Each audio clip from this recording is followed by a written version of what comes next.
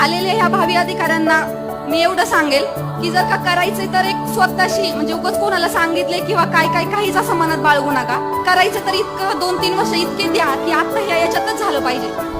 म्हणजे तुम्हाला आपण रोज दिवसाचं शेड्यूल बनवलं पाहिजे की कधी काय करायचं काय. तर माझं असं होतं की मी सकाळी 6:30ला लायब्ररीत यायची, संध्याकाळी 11 वाजता तिथंच थोडं म्हणजे नाश्ता जेवण वगैरे सगळं, थोडीशी दुपारची झोप पण तिथे डेस्कवर. तर असं माझं नियोजन होतं. तर त्याच एक तासाचं मी नियोजन केलं. कारण जर का आपण असं म्हणतो की जाऊ द्या 1 तासाने काय होतं, एका दिवसाने काय होतं, तर तो जो 1 तास असतो, 1 तास असेल 1 दिवस असेल, तो आपल्याला बेरजेला लागत असतो.